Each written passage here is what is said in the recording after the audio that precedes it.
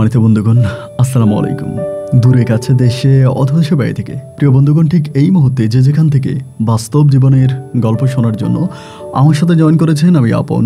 আর যে আপন জীবনের গল্পের 1380তম পর্বে আপনাকে প্রতিদিনের মতো স্বাগতম জানাচ্ছি। প্রিয় বন্ধুরা, আজ আমি আপনাকে শোনাবো রাজধানী ঢাকার ছেলে মোহাম্মদ শামসুল উদ্দিন বান্নার জীবনের কলিজা কাঁপানো চরম কষ্টকর এক বাস্তব জীবন কাহিনী।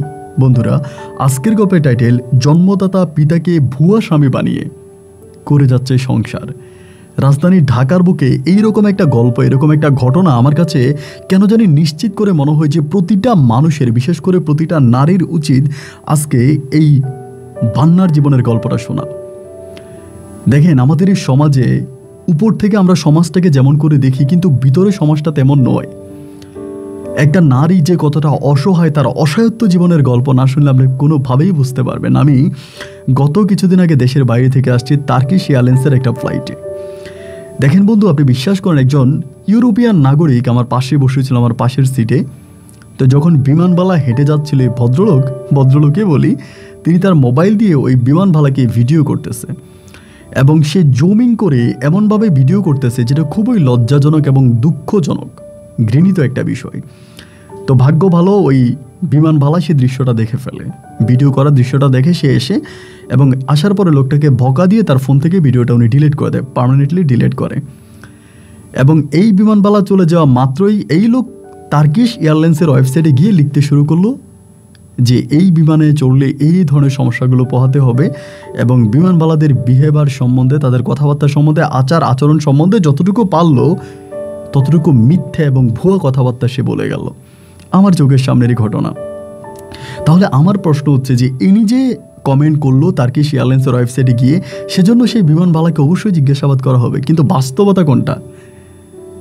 তো সেটাই হচ্ছে বড় কথা। আমি কথাটা খুবই দুঃখই বললাম, আজকের গল্পের সাথে এই কথাটার একটা মিল আছে। আশা করব শুরু থেকে শেষ পর্যন্ত রাজধানী ঢাকার ছেলে বান্নার জীবনের হৃদয় বিদারক করুণ বাস্তব গল্পটা আপনারা প্রত্যেকে আমার মুখে শুনবেন এবং গল্প শেষে বান্না ভাইকে আপনার মতো করে একটা মন্তব্য কমেন্ট বক্সে লিখবেন। ধন্যবাদ সবাইকে। সুপ্রিয় বন্ধুগণ, আসসালামু আলাইকুম। আমার নাম মোহাম্মদ শামসুল উদ্দিন বান্না। বন্ধুরা, আমি আমার জীবনের এই গল্পটা শুরু করার শুরুতে আপনাদেরকে আমার পরিবারের সম্বন্ধে জানিয়ে রাখি। আমার পরিবারে আমি আছি, আমার বাবা আছে, মা আছে, রয়েছে আমার দাদা দাদি সহ আমার ছোট একটা ভাই আর ছোট দুইটা বোন। আমরা টোটাল 2 ভাই 2 বোন। আমাদের পরিবারটা রাজধানী ঢাকার বুকে এক উচ্চবিত্ত পরিবার। আমার বাবা পেশে একজন সরকারি চাকরিজীবী। আমি খুব ছোটবেলা থেকে দেখে আসছি আমার বাবা সম্মানের সহিত বাংলাদেশ সরকারের খুব নামকরা একটা জায়গায়, নামকরা একটা দফতরে খুব ভালো অবস্থানে একজন অফিসার হিসাবে চাকরি করে আমার বাবা যে টাকা বেতন পেত তা দিয়ে আমাদের পরিবারটা অনেক সুখে, শান্তি, আরাম, আয়েশেই কাটতে থাকতো। ছোটবেলা থেকে ঠিক এরকম সুখের দৃশ্যগুলো দেখতে দেখতে আমি আস্তে আস্তে করে বড় হয়ে উঠি। আমি যখন মোটামুটি প্রায় অনেকটাই বড় হয়ে যাই, তখন আমার বাবা আমাকে নিয়ে আকাশ কুসুম স্বপ্ন দেখতে শুরু করে। আকাশ কুসুম বললাম ঠিক এই কারণে, আমি পড়াশোনার প্রতি খুব বেশি একটা মনোযোগী ছিলাম না। ক্লাসের সবচেয়ে খারাপ স্টুডেন্ট ছিলাম আমি। আমার পড়াশোনা করতে একেবারেই ভালো লাগতো না। বই দেখলে আমার বিরক্ত লাগতো। বই থেকে, শিক্ষা থেকে আমি সারাক্ষণ পালিয়ে বেড়াতাম। কিন্তু সেই বাবা আমাকে নিয়ে স্বপ্ন দেখতো যে আমি একদিন বড় হয়ে অনেক বড় মাপের একজন ডাক্তার হব। আমাকে ডাক্তার বানানোর জন্য আমার বাবা নয়নজোড়া স্বপ্ন দেখে যেত। বাবার ওই স্বপ্নের নিরীক্ষে আমাকে তিনি খুব বেশি পরিমাণের পড়াশোনা করানোর চেষ্টা করতো। সেই ছোটোবেলা থেকে আমার জন্য বাসায় প্রাইভেট পড়ানো, টিউশনি করানো থেকে শুরু করে বিভিন্ন ধরনের শিক্ষণীয় জায়গাগুলোতে আমার বাবা আমাকে পাঠাতো। পড়াশোনার ক্ষেত্রে আমার বাবা কখনো টাকার চিন্তা করতো না যে আমি ওখানে পড়লে, ওখানে প্রাইভেট পড়লে, ওখানে কোচিং করলে আমার অনেক বেশি টাকা যাবে, বাবাকে অনেক বেশি টাকা দিতে হবে। এই নিয়ে আমার বাবার কোনো মাথা ব্যথা ছিল না। বাবার কথা হচ্ছে যত যাই হোক, আমি যাতে পড়াশোনাটা ঠিকঠাক মতো করি এবং বাবার ওই স্বপ্ন পূরণ যাতে আমি করতে পারি। এরকম করতে করতে আমি পড়াশোনা করি এবং একটা পর্যায়ে আমি এসএসসি পরীক্ষা দিই। এসএসসি পরীক্ষা দেওয়ার পরে আমি সি গ্রেডে, মানে একেবারে সবচেয়ে নিম্ন গ্রেডে আমি তখন এসএসসি পাস করি। এসএসসি রেজাল্ট আউট হওয়ার পরে আমার বাবা হাসতেও পারে না, কাঁদতেও পারে না। আব্বা আল্লাহর কাছে শুকরিয়া আদায় করেছে, যাই হোক আমার ছেলে এসএসসি পাস করেছে। আবার মনে মনে কষ্টও পায় যে সি গ্রেড দিয়ে আমাকে কীভাবেই তিনি ডাক্তারি পড়াবে। এক বুক দুঃখ, কষ্ট, যন্ত্রণা নিয়ে আমার বাবা তখন আমাকে ভর্তি করাই হচ্ছে কলেজে। আমি তখন কলেজে পড়তে থাকি। আর আমি যখন কলেজে পড়ি দেখা গেল যে আমার বাবা আমাকে সারাক্ষণই রাতের বেলায় আমার কাছে এসে আমাকে বুঝাইতো যে বান্না ঠিকমতো পড়াশোনা করবি, এভাবে পড়বি ওভাবে পড়বি, মানে সারাক্ষণই বাবা আমার প্রতি এক অন্যরকম যত্ন আত্মি করতো। এই করতে করতে আমি ইন্টার ফার্স্ট ইয়ার পরীক্ষা দেওয়ার পরে সেকেন্ড ইয়ারে তখন উঠি। উঠার পরে আমার বাবা কার মাধ্যমে জানি একজন ম্যাডামের সন্ধান পায়। ম্যাডামের নাম হচ্ছে বাবনা ম্যাডাম। আমার বাবা কার মাধ্যমে সেই ম্যাডামের সন্ধান পায় এবং তারা আমার আব্বাকে বলে যে ম্যাডাম নাকি অত্যাধিক ভালো, ম্যাডাম অনেক ভালো, এবং ম্যাডামের কাছে যারা প্রাইভেট পড়ে এরা আলটিমেটলি অনেক ভালো রেজাল্ট করে ইন্টারমিডিয়েটে।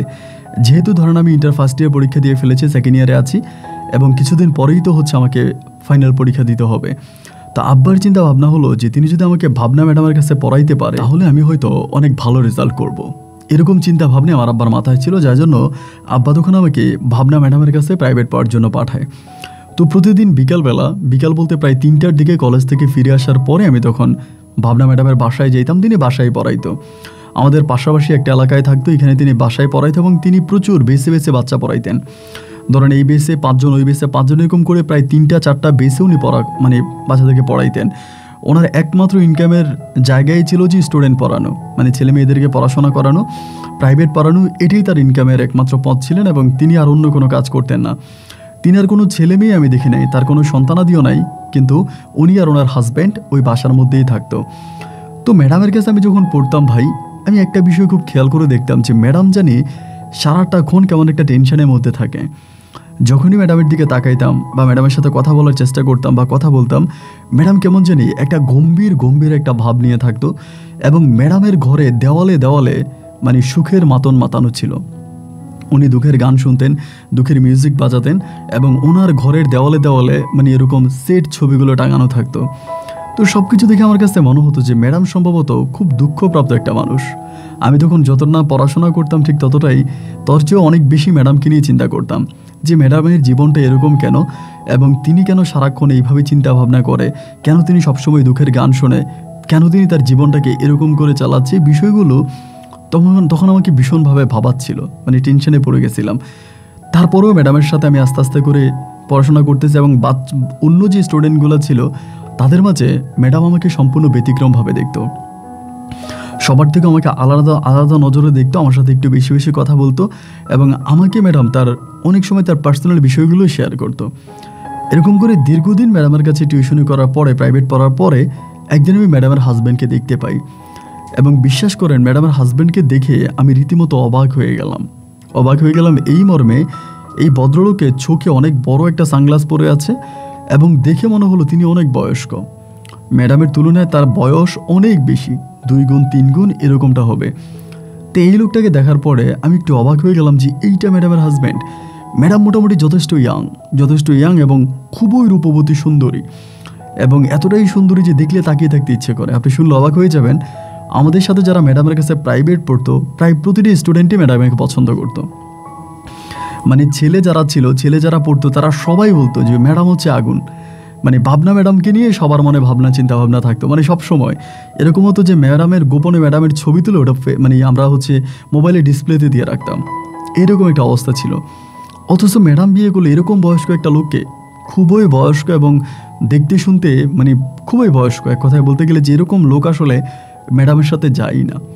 তো তারপরে ম্যাডামের কাছে পড়াশোনা করি, ম্যাডামের সাথে আছি, ম্যাডামকে কোনো কিছু বুঝতে দেয় না যে যাতে আবার ম্যাডাম আমার কথায় কোনো রকমের কষ্ট না পায়। প্রায় অলওয়েজই আমি ম্যাডামের সাথে ভালোভাবে কথা বলতাম এবং ম্যাডাম আমার সাথে ভালো ছিল। এরকম করতে করতে দীর্ঘদিন পরে একদিন বিকেলবেলা ম্যাডামের কাছে আমি পড়তেছিলাম। ওই দিন আমাদের আরেকটা বন্ধু আসছে, ও আর আমরা দুজনেই আসছি।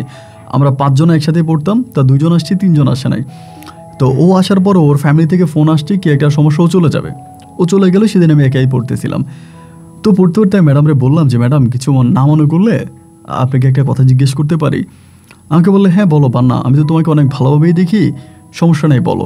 আমি বললাম না ম্যাডাম, এটা আসলে একটু পার্সোনাল, তো এই জন্য বলতে ভয় পাচ্ছিলাম যদি আপনি মাইন্ড করেন বা সন্দেহ করেন। আমাকে বলে যে না, আমি সন্দেহ করব না, আমার সন্দেহ করার কিছুই নেই, তুমি আমাকে বলো। আমি বললাম যাচ্ছে ম্যাডাম, আপনি এরকম বয়স্ক একটা লোককে কেন বিয়ে করলেন? লোকটাকে দেখে কোনোভাবেই আপনার হাজব্যান্ড মনেই হয় না এবং আপনার সাথে এই লোকটার কোনো কিছু যায়ও না। আর সবচেয়ে বড় কথা হলো এরকম একটা বয়স্ক লোকের সাথে আপনি সংসার করে যাচ্ছেন, আপনার কোনো নিজেরও সন্তানাদি নাই। তাহলে ম্যাডাম আপনার ভবিষ্যতে কী হবে? আপনি ভবিষ্যৎ নিয়ে কী চিন্তা করতেছেন? পরে আমার দিকে মুসকে মুসকে হাসে। তো হাইসা বলতেছে যে বান্না তুমি কি এটা নিয়ে খুব বেশি চিন্তিত? আমি বললাম খুব বেশি চিন্তিত কিনা তা ঠিক জানি না ম্যাডাম, কিন্তু আমার ভিতরে এই প্রশ্নটা বারবার উন্মোচিত হচ্ছে যে কেন আপনি এরকম একটা লোককে বিয়ে করলেন, যে কিনা দেখতে খুব একটা সুন্দরও না, আবার বয়স্ক। এরকম একটা লোককে তো ম্যাডাম আপনি বিয়ে করা ঠিক হয় না, বা কেন করলেন? উনি বলে একটা সময় পরিবারের পছন্দে গ্রামে ছিলাম, তো গ্রামে থাকার পরে বাবা মা পছন্দ করে যার কাছে বিয়ে দিয়েছে সেই লোককেই তো বিয়ে করেছি, কিছু তো করার নেই। আর আমরা তো গ্রামের মেয়ে, আর শহরের মেয়েদের মতো ওভাবে প্রতিবাদও করতে পারি না, বাবা মায়ের ইচ্ছার বিরুদ্ধে কথার বিরুদ্ধে কথাবার্তা বলতেও পারি না। তো এই রকম করে যেখানে বিয়ে দিয়েছে সেরকম একটা লোককে বিয়ে করেছি। এবং আমাদের পরিবারে ডিভোর্স তালাক এরকম কোনো কথা নাই যে পছন্দ হয় নাই বলে তালাক করে দিলাম, ডিভোর্স দিয়ে দিলাম, এরকম কোনো বিষয় আমাদের পরিবারে নাই। যার জন্য পরিবার যেখানে পছন্দ করে বিয়ে দিয়েছে ওই মানুষটাকে স্বামী বানিয়ে গোটা জীবন কাটিয়ে দিতে হবে, এটাই হচ্ছে আমাদের পরিবারের একমাত্র চাওয়া। তো যার কারণে আমি আর কোনো কিছু চেঞ্জ করতে পারিনি। তাই আমি বললাম তা না হয় ঠিক আছে, কিন্তু যেহেতু সন্তানাদি হয়নি তাহলে তো আপনি লোকটাকে চেঞ্জ করতে পারতেন, কারণ আপনার সন্তানাদি হয়নি, এইরকম একটা বয়স্ক লোকের সাথে আপনি আপনার পুরো জীবনটা কাটিয়ে দিবেন? এখনও তো আপনার অনেক ভবিষ্যৎ পড়ে আছে, অনেক জীবন পড়ে আছে, যৌবন পড়ে আছে।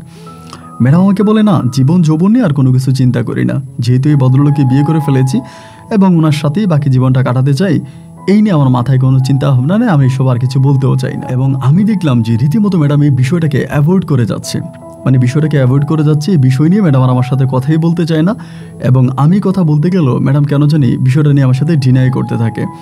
যাই হোক, এরকম করে একদিন, 2 দিন, 3 দিন আবারও কাটতেছে। আমি সবার মতো করে ম্যাডামের সাথে আছি, ম্যাডামের কাছে পড়তেছি। এরকম করতে করতে আরও অনেকগুলো দিন কেটে গেল। কেটে যাওয়ার পরে আমার কাছে কেন জানি কোনোভাবেই মনে হয় না যেটা ম্যাডামের হাজব্যান্ড, কোনোভাবেই মনে হয় না যেটা ম্যাডামের হাজব্যান্ড। আমি এটা কোনোভাবেই মানতে পারতেছি না যে এইরকম একটা লোক ম্যাডামের হাজব্যান্ড হবে, এটা আমার বিশ্বাসই হয় না ভাই।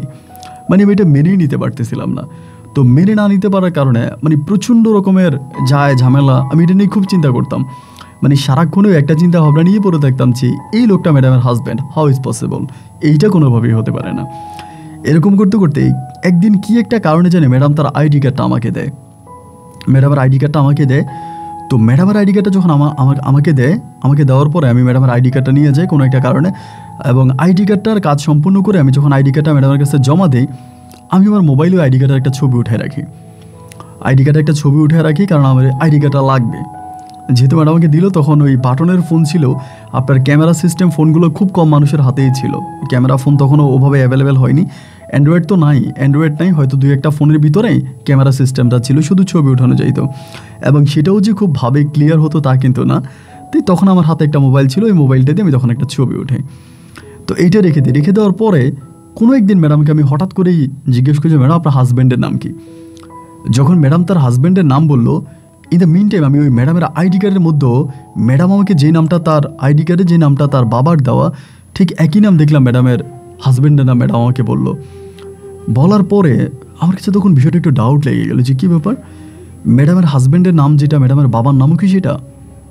তো এটা দেখার পরে আমি একটু বিব্রত হওয়ার পরে আমি ম্যাডামকে জিজ্ঞেস করলাম যে ম্যাডাম নেভার মাইন্ড, আপনি কিছু মনে করবেন না, আপনি ওই দিন আমাকে আইডি কার্ড দিয়েছিলেন, ভোটার আইডি কার্ড, সেখানে আপনার বাবার নাম দেখলাম যে এইটা, এখন আপনার হাজব্যান্ডের নাম আপনি বলতেছেন এইটা, তাহলে কি আপনার বাবার নাম আর আপনার হাজব্যান্ডের নাম কি এক? এবং এইটা বলার পরে এই প্রথম ম্যাডাম আমার উপরে খুব রেগে গেল। আজকে এত মাস ধরে ম্যাডামের কাছে পড়তেছি, কোনো কারণে অনেক কথাবার্তা হতো, অনেক ঝামেলা যেত, অনেক কথাবার্তা বলতাম, কিন্তু কখনো ম্যাডাম আমার উপর এরকমভাবে রেগে যায়নি। বাট ওই দিন দেখলাম ম্যাডাম খুবভাবে আমার উপরে রেগে গেছে। রেগে আমাকে বলতেছে যে বান্না, তুমি কি এখানে পড়তে আসো নাকি আমার লাইফ স্টোরি শুনতে আসো? হ্যাঁ, বললাম না ম্যাডাম, আমি আপনার লাইফ স্টোরি শুনবো কেন?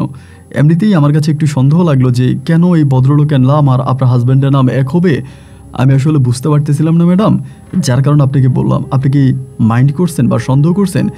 যদি আপনি সন্দেহ করে থাকেন ম্যাডাম, তাহলে আমাকে মাফ করে দেন, আমার ভুল হয়ে গেছে, আমাকে ক্ষমা করে দেন। আমাকে বলে যে না, আমি তো কোনো কিছু তোমাকে বলি নাই, কিন্তু তুমি ঠিক করো নাই। আমি খুব খেয়াল করে দেখি যে তুমি কেমন জানি সারাক্ষণে শুধুমাত্র আমাকে নিয়ে পড়ে থাকো, এবং সারাক্ষণই কেন জানি আমাকে নিয়েই তোমার চিন্তাভাবনা, আমাকে নিয়ে তোমার কথাবার্তা, আমি কি করি, আমার হাজব্যান্ড কি করে, আমার হাজব্যান্ডের তো বয়স্ক কেন, এইটা ওইটা নিয়ে তুমি সারাক্ষণ পড়ে আছো, কিন্তু তুমি কখনোই পড়াশোনার প্রতি কোনো কনসাল্ট হতে পারো না, মনোযোগী হতে পারো না। আমি তখন বললাম যে আচ্ছা ম্যাডাম ঠিক আছে, আমার ভুল হয়ে গেছে, আমি আর কখনোই আপনার ফ্যামিলি নিয়ে, আপনার হাজব্যান্ড নিয়ে, আপনার পরিবার নিয়ে আর কখনো কথা বলবো না। আপনি আমাকে এবারের মতো মাফ করে দেন। ম্যাডাম আমাকে বলতেছে যে না, আমি এই বিষয়টা তোমার আব্বাকে জানাবো যে তোমাকে আমি পড়াবো না। মানে ডিরেক্টলি তিনি আমাকে বলে দেয় যে তিনি আমাকে পড়াবে না। এবং এর কয়েকদিন পরেই তিনি আসলেই বিষয়টা আমার আব্বার কাছে বলে দেয় এবং আমার আব্বার কাছে এও বলে যে আপনি বান্নাকে বলবেন যাতে আর আমার কাছে পড়তে না আসে। তো আব্বার কাছে এটা বলে দেয়। আব্বার কাছে এটা বলার পর আব্বা তো আমার বাসে এসে এমনিতেই তো আমার উপরে রাগ, আমি ঠিকঠাক মতো পড়াশোনা করি না, আব্বুর কথা শুনি না, আব্বুর কথা মানি না। তার উপরে একটা ভালো ম্যাডাম পাইছে, ওই ম্যাডামের কাছে আমাকে পড়তে দিছে। আমি এখন ম্যাডামের সাথে এরকমভাবে কাজ করে ম্যাডাম আমাকে আর পড়াবে না, আমাকে বের করে দিয়েছে। আব্বা তো পুরোভাবেই রেগে গেছে আমার উপরে যে তোর দিয়ে আসলে কিছুই হবে না, তোর ধারায় কোনো কিছুই হবে না, এবং প্রচণ্ড রকম খারাপ ব্যবহার আমার সাথে করে। একটা পর্যায়ে ম্যাডাম আমাকে আর বললোই যে তিনি আমাকে পড়াবে না। আমি যদিও অন্য অন্য বাচ্চাদের সাথে বা অন্য অন্য স্টুডেন্টদের সাথে যাইতাম, ম্যাডাম আমাকে গেলেই বলতো যে বান্না তুমি আসছো কেন, তোমাকে পড়াবো না, তুমি চলে যাও। আমি বলতাম যে ম্যাডাম আমার ভুল হয়েছে, আমার অপরাধ হয়েছে, বা আমি তো আপনার কাছে ক্ষমা চেয়েছি, আর আপনি তো আমার আব্বার কাছে বিচার দিয়েছেন, এরপরেও কি আর কোনো কিছু বাকি থাকে? ম্যাডাম আমাকে বলে যে না, আমি যেটা বলেছি সেটাই, আমি আসলেই তোমাকে পড়াতে চাই না, তুমি প্লিজ এখান থেকে চলে যাও। উনি আমাকে মোটামুটি বিদায় করে দিল, এবং বিদায় করে দেওয়ার পরে মানে খুবই খারাপ লাগলো, মানে এতটাই খারাপ লাগলো যে আসলে বলি আপনাকে বোঝাতে পারবো না। এরপর আমি ইন্টার পরীক্ষা দিই এবং ম্যাডামের সাথে প্রাইভেট না পড়ে ইন্টার পরীক্ষা দিই, এবং ইন্টারে আমি তখন ফেল করি, 2 সাবজেক্টে ফেল করি। এবং ফেল করার পরে আব্বুর সাথে আমার রেজাল্ট আউট হওয়ার কয়েকদিন পরেই খুবভাবে ঝগড়া লাগে, এতভাবে ঝগড়া লাগে যা বলার মতন। এবং ঝগড়ার একটা পর্যায়ে আব্বার সাথে ঝগড়ালে কিন্তু আমি বাসার সাথে গিয়ে বেরিয়ে যাই, যে আমি এই বাসায় আর থাকবো না, এই বাসার আমি আসবোই না, যে আব্বা আমার সাথে এরকম খারাপ ব্যবহার করে, এরকম নোংরা ব্যবহার করে, আমি আর থাকবোই না। একদিন বাসা থেকে রাগ করে তখন বেরিয়ে যাই। তো ইন্টার ফেল করেছি, ইন্টার পাস করি নাই। তো এখন ওই সময়তে তো আসলে ওরকম কোনো চাকরিও পাওয়া যাবে না। এরপরও বন্ধুবান্ধব আছে, আমার একজন শুভাকাঙ্ক্ষীর মাধ্যমে তখন একটা ওষুধ কোম্পানিতে চাকরি পাই। তো আসলে ইন্টার সার্টিফিকেট বা ইন্টার পাস না করে ওষুধ কোম্পানিতে চাকরি পাওয়া অনেক ডিফিকাল্ট, কিন্তু আমার মানে একজন শুভাকাঙ্ক্ষী ছিল এবং ওনার সহযোগিতা আমি তখন ওই ওষুধ কোম্পানিতে চাকরি পাই। এবং চাকরিটা পাওয়ার পরে আমাকে দেওয়া হয় ময়মনসিংহে, মানে ময়মনসিং জোনে আমাকে দেওয়া হয়। আমি তখন ময়মনসিংহে চলে যাই এবং পরিবারের সাথে তখন কোনো যোগাযোগ নাই। আব্বার সাথে, আমার ছোট ভাই বোন কারোর সাথেই কোনো যোগাযোগ করতাম না, কারোর সাথেই কোনো কথা বলতাম না যে কেন তারা আমার সাথে এরকমটা করলো, বা আমার পড়াশোনা আমি করব, কেন তারা আমার সাথে এরকমটা করে দেন, আমি তখন আর তার সাথে কথা বলি না। এবং ময়মনসিংহে যাওয়ার পরে তখন আমি ময়মনসিং জোনে কাজ করতাম ওই ওষুধ কোম্পানিতে। একদিন হঠাৎ করে আমার তখন ম্যাডামের কথা মনে পড়ে, মানে ভাবনা ম্যাডামের কথা মনে পড়ে। এবং মনে পড়ার পরে ম্যাডামের যে একটা ছবি আমার কাছে ছিল, ম্যাডামের আইডি কার্ডের এই পার্ট ওপার দুপাটের ছবি ছিল। তখন আমার হঠাৎ করে মনে হলো যে আরে ম্যাডামের বাড়িও তো ময়মনসিং, মানে আইডি কার্ডে ম্যাডামের বাড়ি দেখলাম ময়মনসিংয়ের অ্যাড্রেস দেওয়া। তো একদিন আমি করলাম কি, ওই ম্যাডামের অ্যাড্রেস অনুযায়ী ম্যাডামের এলাকার খবর নেওয়ার জন্য ম্যাডামের বাড়িতে গেলাম। মানে এটা আমার ভিতরে কেন এই ধরনের চিন্তা ভাবনা আমার মাথায় আসলো, বা কেন আমি এই ধরনের কাজ করতে যাচ্ছি, এটা আমি নিজেও জানি না যে আদৌ এটা করা ঠিক হবে কিনা, বা কেন করতেছি, এসব কোনো কিছুই বুঝি না। কিন্তু আমি এটা করব, আমার ভিতর মনে হচ্ছে যে ম্যাডামের বাড়িতে যাব।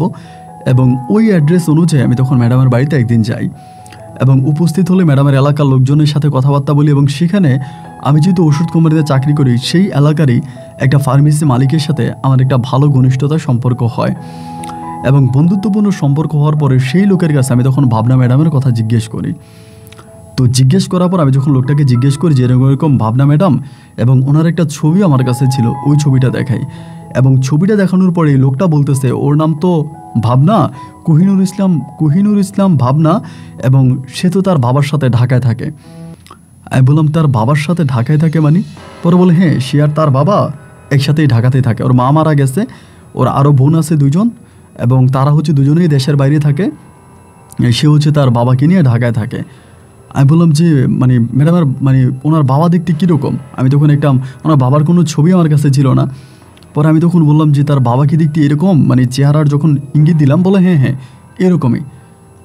এবং উনি কিছুক্ষণ পরে আমাকে ম্যাডামের বাবার একটা ছবি এনে দেখাইলো। জানি না কোথেকে উনি ছবিটা ম্যানেজ করে অনেক কম সময়ের ভিতরে আমাকে তখন এই ছবিটা দিল যে এটা হচ্ছে ওনার বাবার ছবি। তখন ছবি দেখে রীতিমতো আমার মাথায় আসমানটা ভেঙে পড়লো। কী ব্যাপার, এইটা ম্যাডামের বাবার ছবি? এটা তো আসলে মূলত ম্যাডামের হাজব্যান্ড। ম্যাডাম তো এই লোকটা একেই ম্যাডামের হাজব্যান্ড বলে পরিচয় দিয়েছিল, এবং এটাকেই তো আমি ম্যাডামের বাসায় দেখতাম যে চশমা পরে ঘুরে বেড়াতো। ম্যাডাম বলতো যে এটা ম্যাডামের হাজব্যান্ড, কিন্তু এখন তো শুনি এটা ম্যাডামের মানে বাবা। এটি কীভাবে সম্ভব? তখন আমি মানে বিষয়টা আরও ক্লিয়ার হয়ে গেলাম যে তার মানে ম্যাডাম যেটা বলেছিল সম্পূর্ণ মিথ্যা কথা, এটা ম্যাডামের বাবা। কিন্তু বাবা হওয়ার পরেও সেখানে ওই লোকটাকে তার হাজবেন্ড পরিচয় দিয়ে ওই বাসার মধ্যে ভাড়া থাকতেছে। তো যে ফার্মেসি মালিকের সাথে আমি ম্যাডামের সম্বন্ধে কথা বলি, আমি কিন্তু সেই ফার্মেসি মালিককে ম্যাডামের বিষয়ে ডিটেলস বলি না যে উনি ঢাকাতে তার বাবাকেই নিজের হাজবেন্ড পরিচয় দিয়ে ওখানে ভাড়া থাকতেছে বা ওখানে একটা বাসায় তিনি ভাড়া থাকে তার বাবা, মানে এরকম কিন্তু ডিটেলসটা আমি মানে ফার্মেসির মালিককে বলি না। তো উনি কিন্তু আমাকে জিজ্ঞেস করে যে কী হয়েছে আমার কাছে বলেন, মানে ওনার সাথে কোনো সমস্যা। উনি কিন্তু গ্রামে আসে না, হয়তো 3-4 বছরে একবার এসে 1-2 দিন থেকে চলে যান। আর মায়ের কবর আছে, মায়ের কবর চেয়ারাত করে এসে চলে যায়। তার বাবা তো আসে না, বয়স্ক হয়ে গেছে, ঢাকায় থাকে। আর গ্রামের মানুষদের সাথে তাদের সম্পর্কটাও খুব বেশি একটা ভালো না।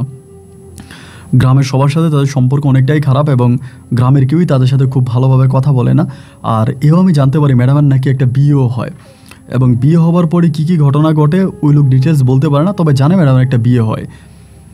তখন আমি বুঝলাম যে এটা কীভাবে হলো আমার সাথে, বা এটা কী ধরনের কথা। ম্যাডামের কোনো কন্ট্রাক্ট আমার কাছে ছিল না, যোগাযোগ করার মাধ্যম ছিল না, যার জন্য আমার ম্যাডামের সাথে যোগাযোগ করতে পারি না। এইভাবে প্রায় 3 মাসের মতো আমি ওখানে চাকরি করি। 3 মাস পর আমি তখন মানে ঢাকায় যাই বলতে আমার এক খালাতো ভাইয়ের বিয়ে আমাকে দাওয়াত দেয়। তো আমি তখন ওই খালাতো ভাইয়ের বিয়েতে যাই। তো সেই বিয়েতে যাওয়ার পর আমার আব্বা আম্মা ভাই বোনদের সাথে দেখা হয়। যদিও আমার মা আমার সাথে একটু কথা বলে, আমার ভাই বোন আমার সাথে কথা বলে, কিন্তু আমার আব্বা আমার সাথে কথাই বলে না, শুধুই ম্যাডামের ঘটনা নিয়ে কথাই বলে না। আমি যেদিন ঢাকায় যাই এর পরের দিনে আমি তখন ম্যাডামের বাসায় যাই। এবং বাসায় যাওয়ার পরে ম্যাডাম তো আমাকে দেখে সে আগের মতোই রেগে গেছে। আমাকে দেখিয়ে বলতেছে যে বান্না তুমি এখানে কেন আসছো? আমি তোমাকে বলছি আমার বাসায় আসবে না, তুমি আমার বাসায় কেন আসছো, এবং তুমি এখান থেকে বেরিয়ে যাও। তখনও তিনি ওই প্রাইভেটে পড়াইতেন, ওই বাচ্চা পড়াইতেন। এটাই তিনি বহু বছর ধরে করে যাচ্ছে, মানে স্কুল কলেজ, এরপরে হচ্ছে মানে এরকম বাচ্চাদেরকে উনি পড়াইতেন আর কি, কলেজ পর্যন্তই। বাট তিনি কোথাও চাকরি করেন নাই, কোথাও তার কোনো মানে চাকরির কোনো খবর আমি শুনতে পাইনি। এরপরে আমি বললাম যে ম্যাডাম দেখেন, আপনি আমাকে আপনার বাসা থেকে বের করে দিবেন, ভালো কথা, আমি চলে যাব। তবে আপনি যদি আপনার বাসা থেকে আমাকে বের করে দেন, আমি কিন্তু ডিরেক্টলি বাড়িওয়ালার কাছে যাব। আমাকে বলে মানি, বাড়িওয়ালার কাছে যাওয়া মানে কী বলতেছো? আমি বললাম হ্যাঁ, আপনি আমাকে বের করে দেওয়া মাত্রই আমি বাড়িওয়ালার কাছে যাব। উনি আমাকে বলে কেন? হ্যাঁ, বললাম কেনটা আমার থেকেও আপনি ভালো জানেন। ম্যাডাম আমাকে বলতেছে বান্না তুমি কি বলতে চাও? আমি বললাম আমি বলতে চাই এইটা যে নিজের বাবাকে স্বামীর পরিচয় দিয়ে আপনি এখানে বাসা ভাড়া নিয়েছেন, এটাকে আপনি ঠিক করেছেন। এটা বলা মাত্রই ম্যাডাম তখন আমার থেকে খুব বড় বড় চোখ করে তাকায় আছে। আমাকে বলে এটা তুমি কি বললা, এটা কী ধরনের কথা বললা? আমি বললাম হ্যাঁ, আমি যেটা বলেছি এটা আমি ঠিক বলেছি, আপনি বলেন এটা মিথ্যে কথা। আমাকে বলে বান্না তুমি কি বলতে চাচ্ছ? আমি বললাম আমি বলতে চাচ্ছি এটাই যে আমি এখন নিচে যাব, বাড়িওয়ালার কাছে যাব এবং বাড়িওয়ালাকে গিয়ে বলবো আপনি যাকে ভাড়া দিয়েছেন তারা যে হাজব্যান্ড ওয়াইফ, আসলেই তারা হাজব্যান্ড ওয়াইফ না, এটা তার ম্যাডামের বাবা। উনি নিজের বাবাকে স্বামী বানিয়ে, ভুয়া স্বামী বানিয়ে এখানে সংসার করে যাচ্ছে। আমি এটা ডিরেক্টলি যাব, নিচে যাব এবং বাড়িওয়ালাকে আমি বিষয়টা জানাবো। ভাবনা ম্যাডাম তখন আমাকে বললো যে তুমি আমার ড্রয়িং রুমে বসো, আমি আসতেছি।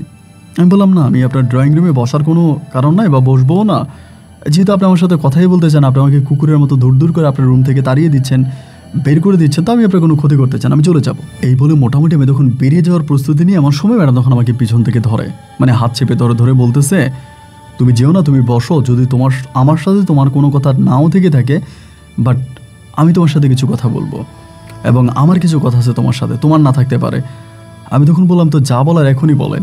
বলে প্লিজ আমি বাচ্চাগুলোকে বিদায় করি, এদের সামনে পরীক্ষা, আমাকে একটু আধা ঘন্টার সময় দাও, আমি এদেরকে বিদায় করে আসতেছি, তুমি গিয়া বসো। তো ঠিক আছে, এরকম করে যখন বললো তখন আমি আসছি এবং এসে চুপচাপ ওখানে বসে আছি যে উনি কী বলতে চায় আমি এটা একটু শুনবো। বসে আছি এবং অনেকক্ষণ বসে থাকার পরে ম্যাডাম তখন আসছে। আসার পরে আমি সোফাতে বসে আছি, উনি পাশের সোফাতে বসে আমাকে বলে বান্না তুমি কি চাও আমার কাছে? ঠিক এভাবে যেন আমি ঘুষ নেওয়ার জন্য বা চাঁদা নেওয়ার জন্য আসছি, চাঁদাবাজদের যেরকম করে বলে যে আপনারা কী চান, বা ডাকাতদেরকে যেরকম করে বলে, ম্যাডাম সেরকম করে আমাকে বলতেছে যে বান্না তুমি আমার কাছে কী চাও?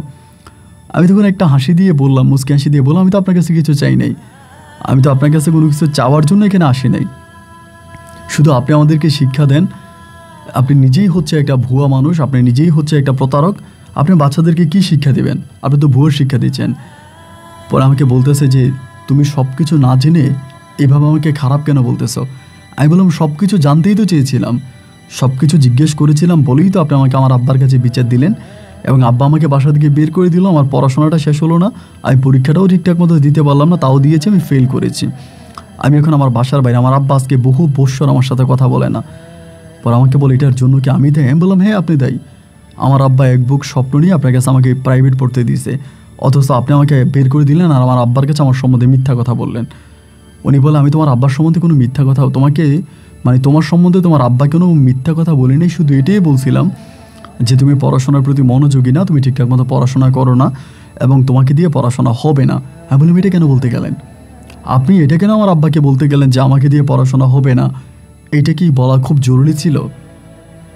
পরে আমাকে বলতেছে আচ্ছা ঠিক আছে আমার ভুল হয়ে গেছে, তুমি আমাকে ক্ষমা করে দাও। আমি বললাম না, এরকম ক্ষমা তো আমি আপনার কাছে চেয়েছিলাম যে ম্যাডাম আমার ভুল হয়ে গেছে, আমি আর কখনোই আপনার পরিবার পরিজন সম্বন্ধে জিজ্ঞেস করব না, আপনি আমাকে মাফ করে দেন। কই সেদিন কি আপনি আমাকে ক্ষমা করেছিলেন? ম্যাডাম তখন আমাকে বলতেছে তো সেদিন যখন আমি তোমাকে ক্ষমা করি নাই, তবে কি তুমি সেদিনের প্রতিশোধ নিবে এখন আমার উপরে? সেদিনের প্রতিশোধ নিবা? তাহলে নাও। আমি বললাম না ম্যাডাম, আমি প্রতিশোধ নিতে আসি নাই, কিন্তু আমার প্রশ্ন হচ্ছে যে আপনি এরকম একটা লোককে, নিজের বাবাকে আপনি কেন স্বামী বানিয়ে এখানে পড়ে আছেন? পরে আমাকে বলে বান্না আমার জীবনে অনেক ঘটনা আছে যেগুলো শোনার পরে তুমি নিজেকে স্থির রাখতে পারবা না, তোমার চোখে পানি চলে আসবে।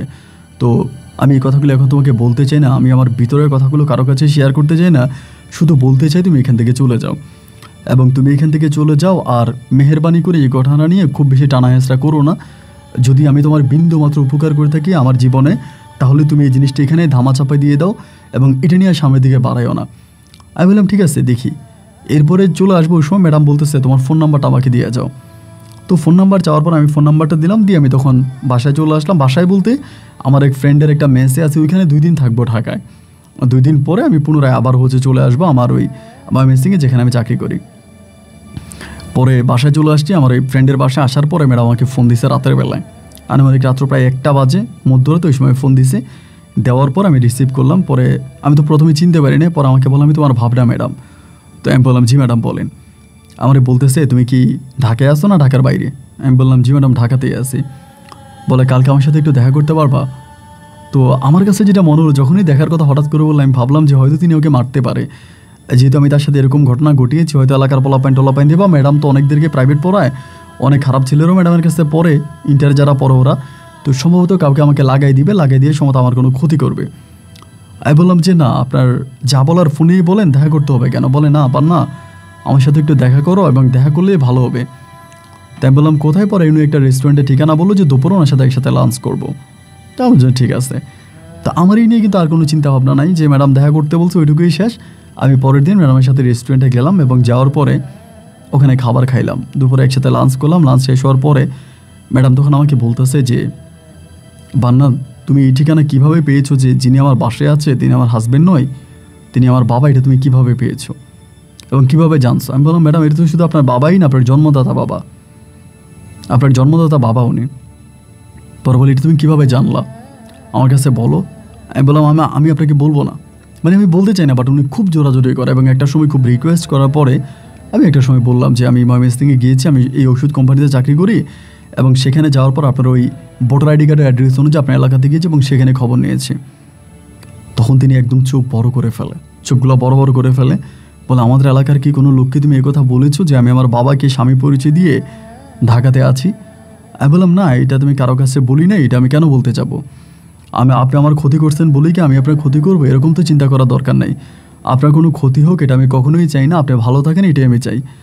পরে আমাকে বলে যে ভান্না জানো তুমি অনেকটা ভালো, বাট তুমি যে এতটা ভালো এটা না আমি বুঝতে পারিনি, এবং বুঝতে পারি নাই বলেই আমি তোমার অনেক বড় ক্ষতি করেছি, তুমি আমাকে মাফ করে দাও, আমি তোমার কাছে সেকেন্ড টাইম ক্ষমা চাচ্ছি। আমি বললাম আচ্ছা ঠিক আছে সমস্যা নেই, তবে এটা আপনি কেন করলেন? মানে নিজের বাবাকে আপনি কেন আপনার স্বামী বানিয়ে এভাবে আপনি ভাড়া থাকতেছেন? উনি তখন আমাকে কিছু কথা বললো যেগুলো শোনার পরে রীতিমতো আমার চোখে জল চলে আসলো। ওনার একটা বিয়ে হয়, একটা ছেলের সাথে উনি রিলেশন করে এবং রিলেশন করে তার বিয়ে হয়, এবং বিয়ে হবার পরে তার হাজব্যান্ড একটুও ভালো ছিল না, মানে এতটাই বাজে ছিলেন যা আসলে আমি আপনাকে বলে বোঝাতে পারবো না। রিলেশন করে বিয়ে করে এবং বিয়ে করার পরে তার হাজব্যান্ড তার চাচার বাসায় থাকতো, মানে হাজব্যান্ডের বাবা মারা গেছে, বাবা নাই, চাচার বাসায় থাকতো, এবং ওই চাচাই মোটামুটি একজন নামকরা বিজনেসম্যান ব্যবসায়িক ছিলেন, এবং ম্যাডামকে নাকি ফোর্স করা হতো, বাধ্য করা হতো ওই চাচা শ্বশুরের সাথে ম্যাডামকে থাকার জন্য। এইটা ম্যাডামের হাজব্যান্ড ম্যাডামকে মানে প্রেশার দিত যে হাজব্যান্ডের মানে ওই চাচার সাথে থাকার জন্য। এবং জানি না, ম্যাডাম বলে আমি জানি না আমার হাজব্যান্ডের সাথে ওর চাচার কী সম্পর্ক ছিল, একসাথেই দুজনে ড্রিঙ্কস করতো, নেশা করতো, একসাথেই করতো, সব একসাথেই করতো, বাট আমাকে যখন ওভাবেই প্রেশার দিতে শুরু করে একটা সময় আমি প্রেশার নিতে পারি নাই। এবং প্রেশারটা নিতে না পেরে আমি তখন ওখান থেকে পালায়ে চলে আসি। ওই বাসা থেকে আমার হাজব্যান্ডকে ডিভোর্স করে ওখান থেকে পালিয়ে যায়, এবং পালিয়ে যাওয়ার পর আমার হাজব্যান্ড বিভিন্নভাবে আমাকে খুঁজতে শুরু করে। এখানে লোক পাঠায়, ওইখানে লোক পাঠায়, বিভিন্ন জায়গায় লোক পাঠায়, এবং একটা পর্যায়ে আমি পালিয়ে বেড়াচ্ছিলাম খুবই কষ্ট করে। কোনো না কোনোভাবে আমি তখন একটা আশ্রয় নিই, একজনের বাসায় আশ্রয় নিই, এক ভদ্রলোকের বাসায় আশ্রয় নিই, এবং সেই বাসায় আশ্রয় নেওয়ার পরে ওই ভদ্রলোক আমার দিকে খারাপ নজর দেয়। পরিশেষে আমি একটা চাকরি পাই, একটা চাকরি নেই একটা বেসরকারি কোম্পানিতে।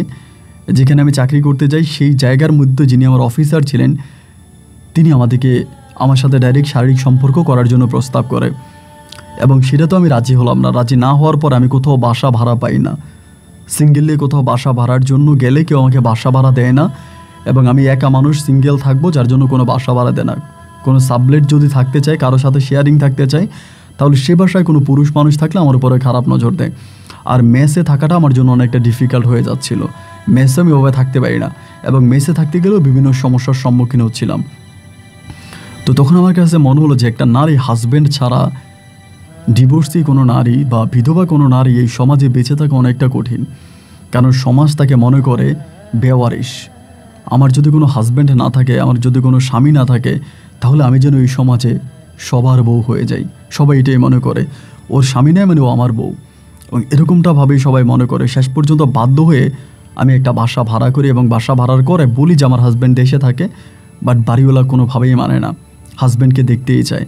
এবং একটা পর্যায়ে আমি তখন বাধ্য হয়ে, নিরুপায় হয়ে, আমার বাবাও গ্রামে একা থাকতো, আমার 2 বোন ছিল, তারা দেশের বাইরে থাকে, এবং তাদেরও হাজব্যান্ড আছে, তারা তাদের মতোই আছে, তারা আমার ওভাবে কোনো খোঁজ খবর নেয় না, আমার কাছে খুব বেশি একটা আসেও না, আমার খবর নিত না। এবং মা মারা গেল, বাবাও অসুস্থ মানুষ, গ্রামে একা থাকে। পরে আমার বাবার কানের সমস্যা আছে, আমার বাবা কিন্তু কানে শুনতে পায় না, ওনার কানের সমস্যা, কানে শুনতে পায় না, টোটালি শুনতে পায় না, মেশিন লাগালে একটু শুনতে পায়, তা নাহলে শুনতে পায় না। পরে আমি বাধ্য হয়ে আমার বাবাকে আমার হাজব্যান্ড পরিচয় দিয়ে দেন, আমি ওই বাসার মধ্যে আনি। তো আমার বাবা বাবার মতো থাকে, আমি আমার মতো থাকি, এবং আমার একটা হাজব্যান্ড আছে আমার ঘরে। এটা জানার পরে বাইরের লোকগুলো আমাকে মোটামুটিভাবে একটু অন্যভাবে দেখে, যে না আমার হাজব্যান্ড আছে, একটু অন্যভাবে দেখে। তো এটা ছাড়া আমার কাছে আর কোনো পথ খোলা ছিল না। এবং এছাড়াও আরেকটা ঘটনা আছে আমার বাবাকে হাজব্যান্ড বানানোর পিছনে, ওইটা আমি তোমাকে বলতে চাই না, এটা আরও বেশি হৃদয় বিদারক, এবং এটা বললে আমার চোখে পানি চলে আসবে, আমি এটা নিতে পারবো না, এটা আমি মনেই করতে চাই না আমার জীবনে। তাই আমি বললাম ঠিক আছে, যেটা আপনি মনে করতে চান না সেটা আর আপনি আমার কাছে বললেন না। তবে সত্যিকার অর্থে আপনি যতটুকু বলেছেন অতটুকু শোনার পরেই না আমি আর সহ্য করতে পারতেছি, আমার কলিজাটা ছিঁড়ে যাচ্ছে। সরি ম্যাডাম, আপনি নিজে আমাকে মাফ করে দেন। আপনার জীবনে এত কষ্ট আছে, আমি জানলে আমি আর আপনার কষ্টের বোঝাটা ভারী করতাম না, আমি আপনাকে আর বেশি কষ্ট দিতাম না, বাট আমি না বুঝতে পারিনি, আপনি আমাকে ক্ষমা করে দেন। উনি আমাকে বলে না ঠিক আছে বান্না, তুই কি ময়মনসিংহে থাকো? আমি বললাম হ্যাঁ, আমি ওখানে ওষুধ কোম্পানিতে চাকরি করি, ওখানেই চলে যাব। ম্যাডাম আমাকে বলে তুমি আবার ইন্টার পরীক্ষাটা দাও। আমি বললাম যে না, আমি আসলে পরীক্ষা দিতে চাই না। ম্যাডাম বলে না, তুমি পরীক্ষাটা দাও, আমি তোমার আব্বার সাথে কথা বলবো। তাই আমি বললাম যে না ম্যাডাম, আমার তো ড্রপ হয়ে গেছে, ড্রপ দিয়ে পরীক্ষা দেওয়াটা আসলে আমার কাছে ভালো লাগবে না, আমি ইন্টারটা দিব না। উনি ওকে প্রেশার ক্রিয়েট করে যে না তোমার পরীক্ষা দেওয়াই লাগবে। উনি আমার আব্বুর সাথে কথাবার্তা বলে, এবং মোটামুটিভাবে আমার আব্বার সাথে কথাবার্তা বলে সব কিছু পাকাপোক্ত করে, এবং একটা পর্যায়ে আমাকে ময়মনসিংহ থেকে চাকরি শুদ্ধ করে আমাকে আবারও বাড়িতে নিয়ে আসে। এবং বাড়িতে আনার পর আমাকে তখন ম্যাডামের বাসায় তখন আমাকে নিয়ে যায়। ম্যাডামের বাসায় বলতে আমার বাসায় আমি তখন যাই। যাওয়ার পরে আমি পুনরায় আজকে এত বছর পরে আবারও ইন্টার পরীক্ষা দিব, আমি আবারও পড়াশোনা করতে থাকি। ম্যাডামের বাসায় যাই, ম্যাডাম আমাকে পড়ে, এবং এরকম করতে করতে আলহামদুলিল্লাহ একটা পর্যায়ে আমি পুনরায় আবারও ইন্টার পরীক্ষা দিই, এবং আদু ভাইয়ের মতো বয়সে আমি ইন্টারমিডিয়েট পাস করি। এবং ইন্টার পাস করার পর আমি তখন আমার একটা প্রাইভেট বিশ্ববিদ্যালয়ে তখন আমার আব্বা আমাকে ভর্তি করায়, একটা প্রাইভেট বিশ্ববিদ্যালয়ে ভর্তি করে আমি তখন ওখানে ভর্তি হয়ে ওখানে পড়ি। বাট ম্যাডামের বাসা অলওয়েজে যাইতাম, ম্যাডামের সাথে ঘুরতাম ফিরতাম, ম্যাডাম আমাকে এখানে ওইখানে নিয়ে যাইতো, এবং ম্যাডামের যত পার্সোনাল বিষয় ছিল সবগুলোই না আমার সাথে শেয়ার করতো। ম্যাডামের সাথে মাঝে মাঝে ঘুরতে যাইতাম, ঢাকার বাইরেও ঘুরতে যাইতাম। তো ঘুরতে গেলে পরেও না ম্যাডামের প্রতি আমার কোনো খারাপ কোনো কিছু কাজ করে নাই, উনি আমার ম্যাডাম, আমি ওভাবেই দেখতাম। কিন্তু হঠাৎ করে লাস্ট কয়েকটা মাস ধরেই না ম্যাডামের চলাফেরা, কথাবার্তা কেমন জানি, ম্যাডামের চোখের চাহনি আমাকে তার প্রতি আকৃষ্ট করে তোলে। মানে আমি তার প্রতি খুব বেশি আকৃষ্ট হয়ে যাই, এবং আমার কাছে মনে হয় যে আমি ওনাকে বিয়ে করতে চাই, মানে আমি ওনাকে বিয়ে করবো, এরকম একটা অনুভূতি তখন আমার মাঝে জাগে। বাট আমি খুবই ভয় পাই যে ম্যাডামকে এই ধরনের প্রস্তাব দিলে ম্যাডাম প্রস্তাব রাজি হবেন কি না, নাকি আবার হিতে বিপরীত করে বসে, এই তো এমনিই রাগি না, আবার আমার আব্বাকে কিছু বলে বসে। তখন আমি অনার্সে পড়তাম ঢাকাতেই। তো এভাবে কয়েকটা দিন ঘোরাফেরা করার পরে আমি ভাবলাম যে কিভাবে বলা যায়, এবং আমি যখন তার সাথে ফোনে কথা বলি, ফোনে কথা বলতে গেলেও না, যখন এই ধরনের কথাগুলোর মধ্যে একটু যায় যে আপনি আমার কথা বলি না, বলি যে আপনি বিয়ে করেন এবং আপনি চাইলেই তো বিয়ে বসতে পারেন, আপনি কাউ না কাউকে বিয়ে করেন, উনি আমাকে বলে এমন মানুষ কোথায় পাবো যার উপর আমি নির্ভর করব। আমি আসলে কাউকে বিশ্বাস করতে পারি না, আমার কাউকেই বিশ্বাস হয় না যে আমি যাকেই বিয়ে করতে যাব আমার কাছে মনে হচ্ছে এই মানুষটা আমাকে একটা দিন ঠকাই দিবে। আমি বললাম যে যার বাপেকে কুমিরে খাইছে সে ঢেকে দেখলেও ভয় পায়।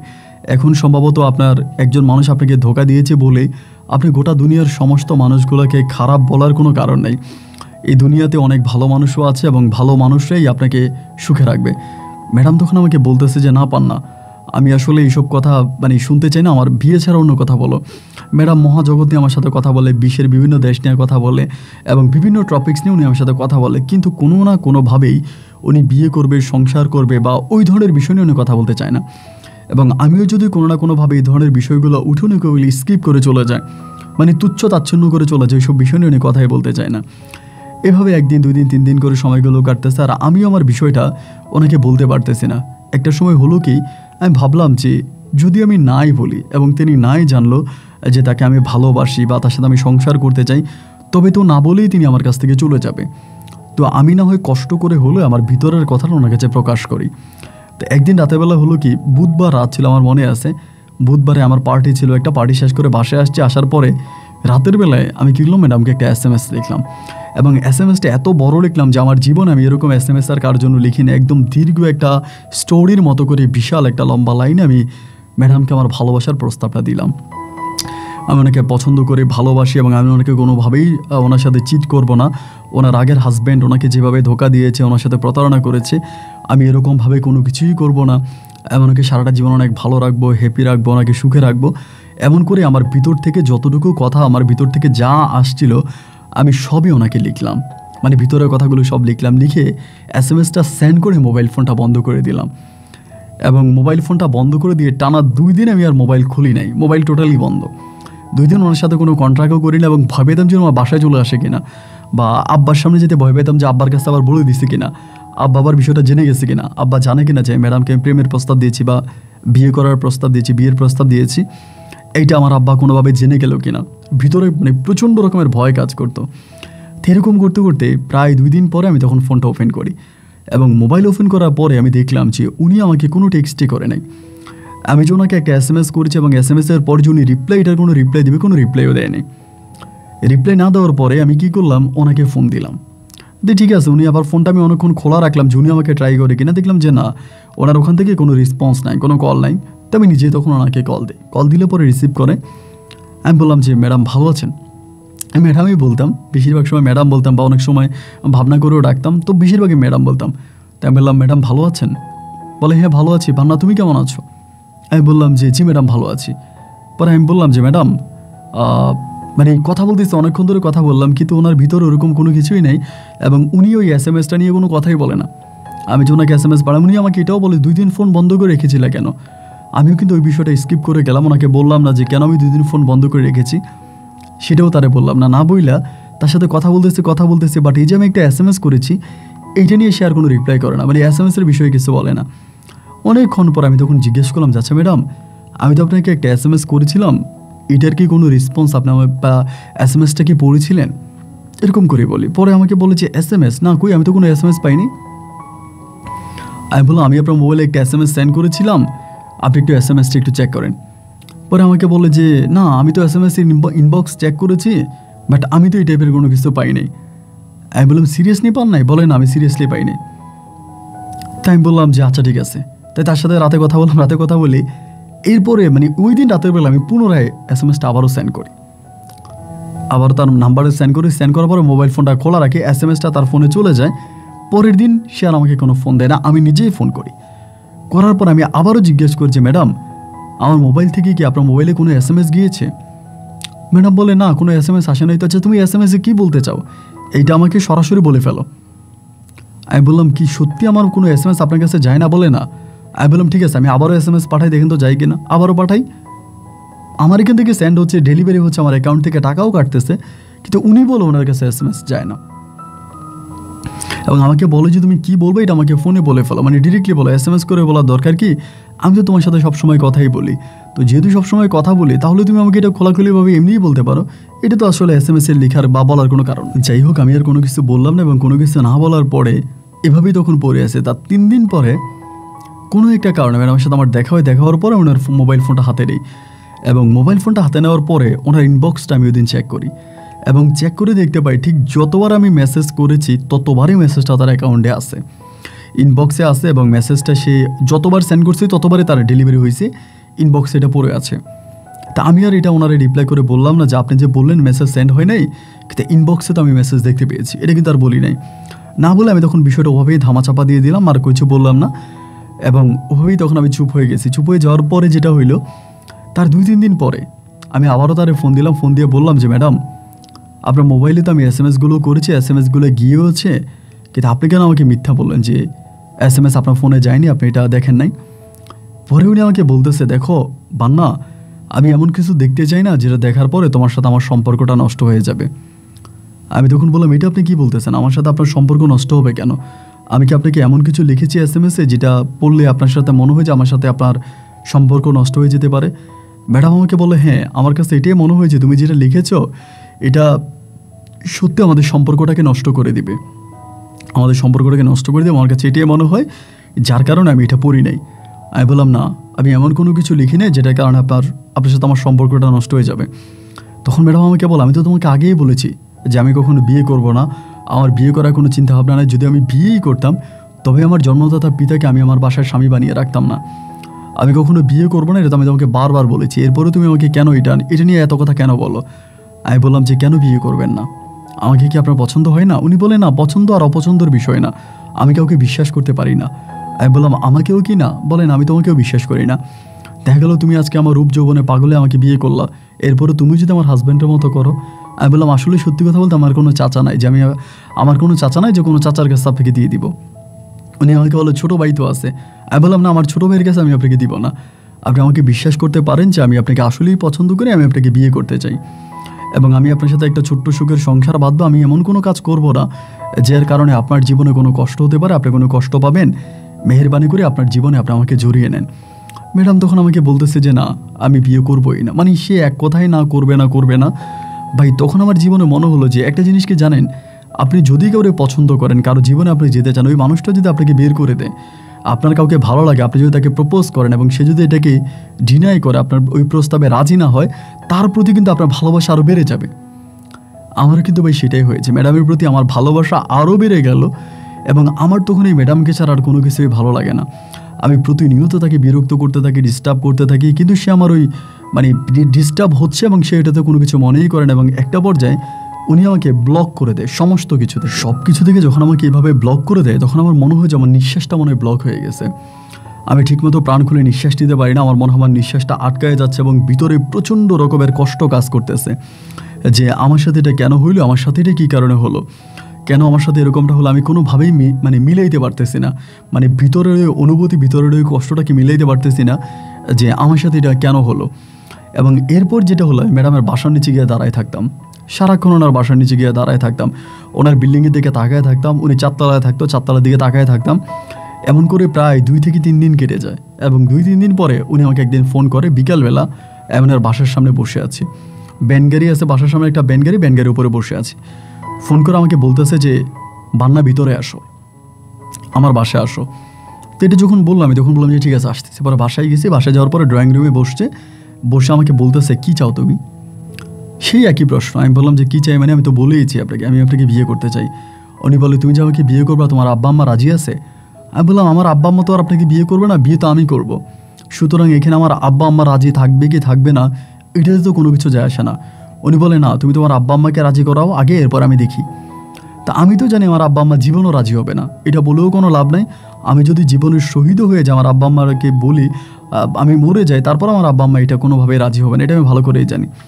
আমি বললাম, আপনি আমার আব্বা আম্মার কথা বলার মানে হচ্ছে যে আপনি আমাকে বিয়ে করবেন না, এটাই তো? উনি আমাকে বলতেছে, তুমি তোমার আব্বা আম্মাকে রাজি করাও, আমি তো বিয়ে করতে রাজি আছি। আমি বললাম যে না, আমি আমার আব্বা আম্মাকে রাজি করাতে পারবো না, আর তারা রাজি হবেও না। আমি আপনাকে পছন্দ করি, খুদ আমি আপনাকে বিয়ে করতে চাই, এবং যেভাবে বিয়ে আপনাকে করা দরকার আমি সেভাবেই করব। প্রয়োজনে যদি আপনাকে না পাই, আমি আমার নিজের জীবন দিয়ে দিব, আমি রাস্তাঘাটে এইভাবেই পড়ে থাকবো, শিয়াল কুকুরের মতো জীবন কাটাই দিব, কিন্তু আমি আপনাকে পেতেই চাই। উনি বলে, তুমি যে আমার বাসার সামনে এইভাবে এসে দাঁড়িয়ে থাকো, এটা তো এলাকার লোকজনে দেখতে পায়, এবং এলাকার লোকজন দেখতে পায় একটা সময় এটা নিয়ে আমার সমস্যা হবে। আর তুমি তো জানোই যে আমি এখানে একটা অনেক ধরনের বড় একটা বিষয় আমি লুকিয়ে রাখছি, এবং এই বিষয়টা যদি জানাজানি হয়ে যায়, এলাকাতে সবাই জানে আমার হাজব্যান্ড আছে আমার বাসায়, এইটা এলাকার সব মানুষরা জানে, এবং তারা যদি বিষয়টা মূল বিষয়টা জেনে যায়, তাহলে আমি বড় বিপদে পড়ে যাব। আমি তোমার কাছে হাত জোর করে অনুরোধ করি যে তুমি এখান থেকে চলে যাও। আমি বললাম, আমিও আপনাকে বলি, আপনি যদি আমাকে বিয়ে না করেন তবে আমি জীবনে অনেক বড় ধরনের কিছু করে ফেলবো। এরকম করো না, বাসা থেকে বেরিয়ে গেলাম সবাইকে 1 দিন 2 দিন 3 দিন 4 দিন এই করতে করতে বহু কষ্টের পরে উনি রাজি হয়। তবে রাজি হলে পরে উনি আমাকে শর্ত দেয়। আমার শর্ত হচ্ছে এইটা, যে উনি যে আমাকে বিয়ে করবে এটা যদি আমি কাউকে না জানাই, আমি যাতে এটা কাউকে না বলি, উনি যে আমার সাথে সংসার করবে এটা আমি কাউকেই বলতে পারবো না, কাউকে জানাজানি করাইতে পারবো না, আমি শুধু গোপনে রাখবো। আমি বললাম ঠিক আছে, আমি রাজি আছি, আমি এটা কাউকে বলবো না, কাউকে জানাবো না, আমি সম্পূর্ণ গোপনে রাখবো। আপনি আমাকে বিয়ে করলে শুধু আপনি আর আমি ছাড়া এটা কেউই জানবে না। পরে আমাকে বলে এটা যে ঠিক আছে, তাহলে তুমি একটা বাসা ভাড়া করো, আমি সেই বাসায় উঠবো, এবং শুধু তুমি আমি আর আমার বাবা ওই বাসায় থাকবো। তো আমি বললাম যে ঠিক আছে। পরে আমি আমার মতো করে একটা বাসা ভাড়া করি, এবং বাসা ভাড়া করার পরে ওই বাসায় তখন আমি ম্যাডামকে নিয়ে উঠি। তো ম্যাডামকে নিয়ে ওঠার পরে ম্যাডামের যে টিউশনিগুলো ছিল ওই এলাকাতে প্রায় বেশিরভাগ টিউশনি নষ্ট হয়ে যায়, আবার আশেপাশের কয়েকটা আছে ওইগুলো আসে, ওখান থেকে আর কোনো টিউশনি আসে না, 2-1টা আসে, বাট সবগুলো আসে না। আবারও ম্যাডাম ওভাবে টিউশনি করতো, আমি টাকা পাইতাম, এবং এরকম করে আমি ম্যাডামের সাথেও সংসার করি, পরিবারেও যে আব্বা আমার সাথেও আসি, ম্যাডামের সাথেও আসি, এইভাবে 2 সাইড মিলিয়ে 2 সাইড আবার অনার্সে পড়াশোনাও করতেছি, কিন্তু অনার্সে পড়াশোনা করতেছি, এবং এরকম করে সময়গুলো কাটতে কাটতে একটা পর্যায়ে ম্যাডাম তখন প্রেগনেন্ট হয়, ভাবনা তখন বেবি কনসেপ্ট করে, এবং বেবি কনসেপ্ট করার পরে আমার একটা কন্যা সন্তান হয়, আমার একটা মেয়ে হয়, এবং মেয়েটা খুবই কিউট হয়, অনেক সুন্দর হয়। এবং এই মেয়েটা হওয়ার পরে এর আগ পর্যন্ত কিন্তু আমি কারো কাছেই বলিনি, আমার মেয়েটা হওয়ার আগ পর্যন্ত আমি বিষয়টা কারো কাছেই বলিনি, পুরো গোপনে রাখছি। এবং মেয়েটা হওয়ার পরে আমি আমার 2-1টা বন্ধুকে বিষয়টা জানাই, 2-1টা বন্ধুকে জানানোর পরে ইতিমধ্যে এই খবরটা আমার আব্বা আম্মার কানেও চলে যায়, আমার আব্বা আম্মাও জেনে যায়। এবং জেনে যাওয়ার পরে একদিন মা আমাকে জিজ্ঞেস করে যে বান্না, এই ঘটনা এটা কতটুকু সত্য। আমি তখন বললাম যে মার কাছে প্রথমে আমি অস্বীকার করি, এবং আমার ছোটো বোন যখন আমাকে একদিন খুবভাবে ধরে, আমি কিন্তু আমার ছোটো বোনকে অনেক আদর করি, আমার ওই ছোটো বোন যখন আমাকে মুড দিয়ে ধরে, তখন আর আমি ওখান থেকে সরতে পারি না সরে আমি তখন আমার ছোটো বোনের কাছে স্বীকার করি যে হ্যাঁ, এমন এমন ঘটনা যে আমি বিয়ে করছি। তো আম্মা তখন বিষয়টা আব্বার কাছে বলে, আব্বার কাছে বললে আব্বা তো খুবভাবে রেগে যায়, এবং রেগে যাওয়ার একটা পর্যায়ে আমার আব্বা বলে যে ঠিক আছে, তুই বউ নিয়ে তোর ছেলেরে বল বউ আর বাচ্চা নিয়ে বাড়িতে আসার জন্য। এখন আব্বা তো ম্যাডামকে চিনে, আমি যদি ম্যাডামকে নিয়ে বাড়িতে উঠি তাহলে তো আব্বা আমাকে আস্ত রাখবে না। আর আমার আব্বা যে কী পরিমাণে রাগ এটা তো আমার থেকেও ভালো আর কেউ জানে না। আমি যদি ম্যাডামকে নিয়ে বাসায় ওঠার কোনো রকমের পরিকল্পনাও করি, আব্বা আমাকে 2 টুকরা করে ফেলবে। আমি আর ম্যাডামকে নিয়ে বাসায় উঠতেছি না উঠতে পারে আমি তখন আম্মাকে দিয়ে জানালাম যে আম্মা, আমি কিন্তু অমুক ম্যাডামকে বিয়ে করছি, আব্বা কিন্তু ম্যাডামকে চিনে। এইটা বলাতে আমার আব্বা ডিরেক্টলি আমার মাকে বলে জোরে বলে আমার বাড়ি থেকে বেরিয়ে যাওয়ার জন্য। ওই আজ থেকে বহু বছর আগে যেরকম আমাকে বাসা থেকে বের করে দিয়েছে, ঠিক একইভাবে ওই সময় আমাকে আবার বাসা থেকে বের করে দিল, এবং যতটুকু পারলো যেভাবে পারলো ওভাবেই বকাঝকা করে যেমনি আমাকে বাসা থেকে বের করে দেয়। আমি বাসা থেকে বেরিয়ে গেলাম, এবং বাসা থেকে বেরিয়ে যাওয়ার পর আমি তখন ওই ভাবনার সাথে ওর বাসায় ফ্ল্যাটে থাকতে শুরু করি। তো আমি যে ওর বাসায় থাকি তাহলে তো বন্ধুবান্ধবের সাথে মিশি, এবং এটা তখন পুরো এলাকাবাসী জেনে গেছে। আমার যে ফ্রেন্ড সার্কেল মহল আছে, বন্ধুবান্ধব আছে, যাদের সাথে পড়াশোনা করতাম, আমার ফ্রেন্ড সার্কেল, এরা সবাই তখন বিষয়টা জেনে যায় যে আমি এমন ভাবনা ম্যাডামকে বিয়ে করছি, এবং ভাবনা ম্যাডাম আমার ওয়াইফ, এটা সবাই জানে। জানার পরে আস্তে আস্তে করে বন্ধুদের সাথে চলাফেরা করতেছে, আমার মেয়েটাও আস্তে আস্তে বড় হচ্ছে। এই করতে করতে দেখা গেল যে ও আবারও বেবি কনসেপ্ট করে, ভাবনা আবারও বেবি কনসেপ্ট করে। এবার যখন বাচ্চাটা হয়, এবার আমার একটা ছেলে হয়, প্রথমে একটা মেয়ে হয়, এরপরে ছেলে হয়। তো এবার আস্তে আস্তে করে বন্ধুবান্ধবরা বলাবলি করতে শুরু করে, এই তুই বুড়া বেটির বিয়ে করছিস, তোর বউ বুড়া। 2টা বাচ্চা হওয়ার পরে ম্যাডামের যে শরীরের একটা গঠন ছিল, গঠনটা ভেঙে যায়, শরীরের ফিটনেসটা আগের মতো থাকে না, অনেকটা ভেঙে যায়। এবং ভেঙে যাওয়ার পরে ওরে নিয়ে বাইরে আর যেতে পারি না, বাইরে গেলে সবাই বলে বুড়ো বেটের বিয়ে করছি, এবং বন্ধুবান্ধবের মাঝে অনেকে আমাকে চিনতো বুড়ো বেটের জামাই বলে। আমার বলে আরে বান্না তো বুড়ো বেটির জামাই, বুড়ো বেটির জামাই বলে সবাই আমাকে চিনে। এবং পরিবার থেকেও তখন আলাদা হয়ে গেলাম, এবং 1 দিন 2 দিন 3 দিন করে কাটতে কাটতে তখন ভিতরে ওই ভাবনার প্রতি যে একটা ইমোশন ছিল, আবেগ ছিল, ভালোবাসা ছিল, এইটা জানি কেমন ভাই আস্তে আস্তে করে মরতে শুরু করে। ওকে আর আমার ভালো লাগে না, 1 কথায় 2 কথায় ঝগড়া ঝাঁটে ঝামেলা, কোনোভাবে আমি ওকে সহ্য করতে পারি না। কেন জানি ওকে আর আমার ভালোই লাগে না, সত্যিকারও তোর সাথে আমার থাকতেই ভালো লাগে না, ওর কথা শুনতেই ভালো লাগে। এর মাঝে ওর আব্বা কিন্তু মারা যায়, ওর বাবা মারা যাওয়ার পর ওর বাবাকে ঢাকায় দাফন করে ও গ্রামে নেয় না। আমি আসলে আদৌ জানি না যে ওর গ্রামে কী এমন সমস্যা, যার কারণে ও গ্রামে যেতেও যায় না। আমি জানি যে গ্রামের ওর অনেক সয় সম্পত্তি আছে, ওর বাবার অগাধ সয় সম্পত্তি আছে, তার বোনেরাও বাংলাদেশে আসে না এবং সেও গ্রামে যায় না। একটা পর্যায়ে ওর বাবাকে ঢাকায় দাফন করার পরে না ওকে আমার ভালো লাগতো না, মানে ওর সাথে ঠিকমতো কথা বলতাম না, চলতাম না, ফিরতাম না, খাইতাম না। আর পরিবার থেকে তো তখন আমাকে বের করে দেয়, আব্বা মা আমার সাথে ঠিকমতো কথা বলে না, বাসা থেকে বের করে দেয়, ওর সাথেও ঠিকমতো অ্যাডজাস্ট হতে পারিনি। এবং এরকম করতে করতে আমি আস্তে আস্তে এবার নেশার পথটা বেছে নিলাম। নেশা করতে শুরু করি, মানে অলওয়েজে নেশা করি এবং নেশা করতে করতে পুরো বুক হৃৎপিণ্ড সব জ্বালাই ফেলতেছি, মানে প্রচণ্ড রকমের নেশায় জড়িয়ে পড়ি। এবং নেশায় জড়িয়ে পড়ার পরে আমার ছোটো বোনকে বিয়ে দিই। একদিন আমার ছোটো বোনের সাথে দেখা হয়, রাস্তার মধ্যে দেখা হয়। ও আমাকে জোর করে বাসায় নিয়ে যায়। বাসায় নিয়ে গেলে ও আমাকে জড়াই ধরে চিৎকার করে কান্না করতেছে যে আমি এটা কেন করতেছি, আমি কী কারণে এইভাবে জীবন নষ্ট করতেছি, কান্নাকাটি করে তখন মাকে ফোন করে। মাকে ফোন করার পরে রাতের মধ্যে আমার মা তখন আমার বোনের বাসায় আসে। আমার বোনের বাসায় এসে মা তখন আমাকে এক পাশে ধরে, আমার বোন আমাকে আরেক পাশে ধরে, তারা দুজনেই চিৎকার করে কাঁদতেছে। আমি বললাম যে আমি তো কোনো অপরাধ করি না, তোমরা কান্নাকাটি কেন করতো? আব্বা আমাকে বাসা থেকে বের করে দিছে, আমাকে আব্বা ঘর থেকে বের করে দিছে, আমি ঘরে যেতে পারি না, এখন তো আমার কোনো অপরাধ নাই। আমার বোন বলতেছে তুই বাসায় চল, আমার বোন বলতেছে তুমি বাসায় যাও। এবং এরপর আমি ওই রাতের বেলায় বাসায় ছিলাম, আমার বোন আমার মোবাইল ফোনটা নিয়ে বন্ধ করে দেয়, আমার কাছ থেকে মোবাইল ফোনটা নিয়ে নেয় এবং মোবাইল ফোন আর আমি ধরি না। আমার পরের দিন আমার মা তখন আমাকে বাসায় নিয়ে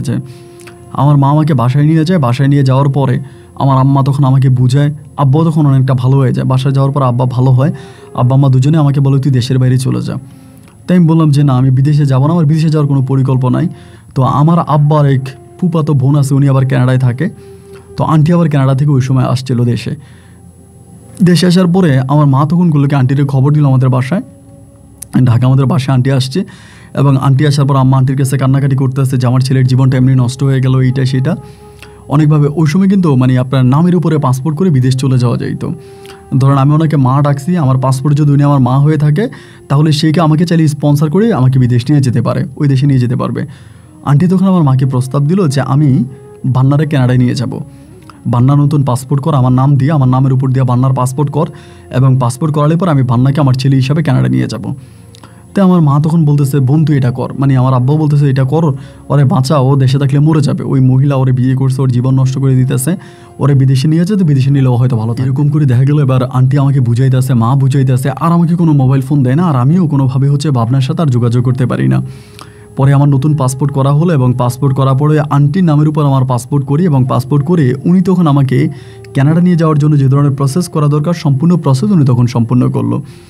এবং প্রসেসগুলো সম্পূর্ণ করার পরে তখন তিনি আমাকে কানাডায় নিয়ে যাবে।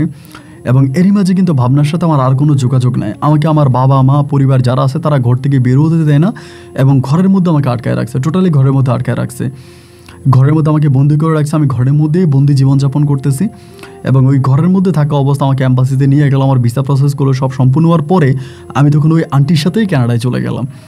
এবং কানাডায় চলে যাওয়ার পরে আর ভাবনার সাথে কোনো যোগাযোগ রইল না, মানে টোটালি যোগাযোগ ক্লোজ হয়ে গেল। আমার দুটোই সন্তান আছে, এদেরও কোনো খোঁজখবর নিলাম না। এবং কানাডা থেকে আমি প্রায় আপনার 5 বছর পরে আসি। এই বিগত 5টা বছর ভাবনার সাথে কোনো যোগাযোগ হয়নি, কোনো কথাবার্তা হয়নি, ও কোথায় আছে কেমন আছে এর কোনো কিছু আমি জানি না। 5 বছর পরে দেশে আসি এবং দেশে আসার পরে তখন আমার আব্বা আম্মা, আমি যেদিন দেশে আসি তার 2 দিন পরে আমার জন্য মেয়ে দেখে ফেলে এবং ঢাকারই এক মেয়ে নাম হচ্ছে সাবিহা নামক এক মেয়েকে আমার তখন বিয়ে করাই দেয়। তো ভাবনার সাথে কিন্তু আমার কোনো ডিভোর্স তো হয়নি, কোনো তালাকও হয়নি, ও কোথায় আছে কেমন আছে এর কোনো কিছুই কিন্তু আমি জানি না। আমি তখন সাবিয়াকে বিয়ে করি। সাবিয়াকে বিয়ে করার পরে বেশি দিন কিন্তু বাংলাদেশে থাকি না, অল্প কিছুদিন থাকি। থাকার পরে পুনরায় আবারও আমি কানাডায় ব্যাক করি। এবং কানাডা চলে যাওয়ার পরে তখন আমার আব্বা আম্মা বলতেছে সাবিয়াকে নিয়ে যাওয়ার জন্য বলতেছে। পরে আমি সাবিয়াকে নিয়ে যাই কানাডাতে। তো সাবিয়াকে কিন্তু আমি অনেকটা ভালোবাসছিলাম, বিশেষ করে আমার জীবনে সাবিয়ার জন্য এক অন্যরকম ভালোবাসা ছিল। ওকে আমি কানাডায় নিয়ে যাই এবং কানাডায় নিয়ে যাওয়ার পরেও কানাডা আমার সাথে থাকতেছে। তো ওয়াইফের সাথে তো স্বামীর সম্পর্কটা অনেকটা ভালো থাকে। তো কানাডা যাওয়ার পরে আমি আমার বন্ধুদের সাথে কথা বলতাম মোবাইল ফোনে, এবং আমার বন্ধুরা তখন সাবিয়ার সাথে কথা বলতো, অনেকেই মানে আমার মোবাইল দিয়ে কথা বলতো, বা আমার অনেক বন্ধুবান্ধবের নাম্বারও সাবিয়ে নিয়ে যাইতো। যেহেতু ও কানাডায় থাকতো, আমিও কানাডায় থাকি, দুজনে একসাথেই আসি, ওই হিসেবে তখন আমার বন্ধুবান্ধবের সাথে কথা বলতো। এরকম করে কথাবার্তা বলতে বলতে আমার কোন বন্ধুই জানি সাবিয়াকে বলে দেয় ভাবনার বিষয়ে। আমি জানি না আমার কোন বন্ধু বলে, বা অনেক বন্ধুর সাথেই তো কথা বলতো, মানে কে বলে দেয় ওটা তো আমি জানি না। ও তখন জেনে যায় বিষয়টা। জেনে যাওয়ার পরে একদিন ও কী করে, কোরআন শরীফ নিয়ে আসে। কোত্থেকে কোরআন শরীফ আনিয়ে আমাকে বলে যে তুমি এই কোরআন শরীফটা মাথায় নিয়ে বলো যে ভাবনাকে, আমি তখন বললাম যে দেখো আমি তো ভাবনা নামের কাউরে চিনি না। ও বলে ঠিক আছে তাহলে কোরআনটা মাথায় নিয়ে বলো। এবং কোরআন যখন আমার সামনে নিয়ে আসে ভাই তখন আমার ভিতরে ভয় ঢুকে। তখন কিন্তু সাবিয়ার ঘরে আমার কোনো সন্তানাদি হয়নি, মানে আমার কোনো বেবি হয়নি, আমি কোনো বাচ্চা কাচ্চা নেই না ওই সময়টাতে। তো পরে আমাকে বলো ভাবনাকে, যখন ওভাবে প্রেশার দেয় আমি তখন বাধ্য হয়ে কোরআন সামনে দেখে ভয় পেয়ে আমি তখন এই সাবিয়ার কাছে ভাবনার কথা স্বীকার করছি। আমার একটা ওয়াইফ ছিল, ওর 2টা বেবি ছিল, এমন ঘটনা এমনি মানে যা করছে আমি সব কিছু তাকে খুলে বলি। এইটা বলার পরেই তখন এই সাবিয়ার সাথে আমার ঝামেলা শুরু হয়। এবং মানে ওরে বিয়ে করার কিছুদিন পরেও তখন ওইখান থেকে কানাডা থেকে ওর কীভাবে যেন ওই আমেরিকাতে চলে যায়। মানে আমার সাথে আর কোনো ঠিকঠাক মতো কথা বলতো না, ঝগড়া ঝাঁটি ঝামেলা, প্রচণ্ড রকমের ঝামেলা। ওর কোনো একটা রিলেটিভের মাধ্যমেও তখন কানাডা থেকে আমেরিকাতে চলে যায়। এবং ইউএসএ চলে যাওয়ার পর আমার সাথে ওর আর কোনো কন্ট্রাক্ট নাই, আর কোনো যোগাযোগ নাই। আমি তখন একলা একটা ঘরের ভিতরে বন্দি হয়ে গেলাম। তখন আমার নিঃশ্বাসটা বন্ধ হয়ে আসতেছে। তখন আমার কাছে কেন জানি মনে হয় যে আমি সম্ভবত ভাবনাকে ঠকাইছি। আমার কাছে কেন জানি মনে হচ্ছে যে ভাবনার জীবনটা সম্ভবত আমি নষ্ট করেছি। এবং এরপরে আমি বহু কষ্টে কানাডায় থাকা অবস্থায় ভাবনা নাম্বারটা ম্যানেজ করি, অনেক কষ্টে, অনেক বন্ধু বান্ধবকে দিয়ে ম্যানেজ করাই। এবং জানতে পারি ভাবনা একটা বেসরকারি শিক্ষা প্রতিষ্ঠানে চাকরি করে, একটা বেসরকারি শিক্ষা প্রতিষ্ঠানে, একটা প্রাইভেট স্কুলে চাকরি করে, এমন একটা খবর পাই। এবং ওর মোবাইল নাম্বারটা নিয়ে ওর সাথে অনেকবার যোগাযোগ করি, ফোন করি, বাট ও কথা বলে না। কথা না বলার পরে আমি তখন বাংলাদেশে যাই। ওই সময় কিন্তু আমি পুরো মানে আপনার ধোঁয়াশার মতো হয়ে গেছিলাম।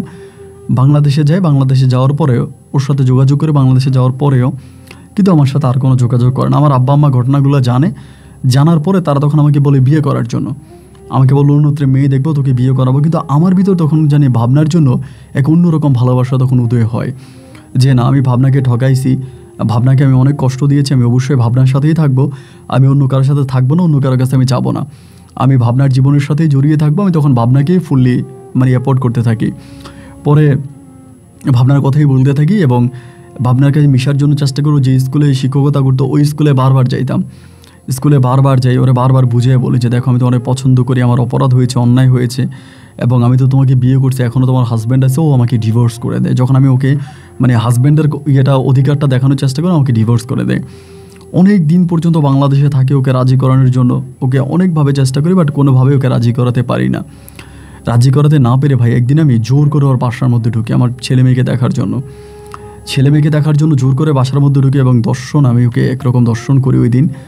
এবং খুব খারাপভাবেই, ও চাইলে কিন্তু আমার নামে মামলা করতে পারতো, যেহেতু ডিভোর্স হয়ে গেছে, ও নিজে আমাকে ডিভোর্স করছে, সেখানে ওর সাথে আবার ওর যৌন হয়রানি করেছে, চাইলে আমাকে মামলা দিতে পারতো, কিন্তু কোনো মামলা দেয় নাই। এবং এরপরে আমি ওরে খুঁজে হঠাৎ করে ভাই করলো কি, আমার 2টা বাচ্চা নিয়ে হঠাৎ করে পালাই গেছে ঢাকা থেকে, যেখানে চাকরি করতো, পুরো মানে ওই জায়গাটাই ছেড়ে দেওয়ার পরে এটা আপনার 2019 সালের ঘটনা। তখন তো ধরেন আপনার এরপরেই করোনাটা চলে আসলো। করোনা আসার পর আমি তখন মহা বিপদে পড়ে গেছি। করোনার মধ্যেও আমার বাচ্চাগুলো নিয়ে কোথায় চলে গেল জানি না, এবং ওরে আর আমি পেলাম না। আমি 2 বছর মতো দেশে ছিলাম। 2022 সালে আমি পুনরায় আবার কানাডাতে ব্যাক করি। 2022 সালে কানাডাতে ব্যাক করি এবং কানাডায় ব্যাক করার পরে আমি 23 সালে ওর সন্ধান পাই, ও চিটংয়ে আছে, খবর পাই চিটংয়ে আছে 23 সালে। এবং সেখান থেকে আমি কানাডা থেকে আবারও পুনরায় 22-এ যাই, 23-এ আবার কানাডা থেকে আসার পরে আমি ওকে চিটংয়ে ও কোন ঠিকানা আছে ওই ঠিকানা অনুযায়ী আমি ওকে খোঁজ খবর নিয়ে জানতে পারি যে না ওইখানে নাই।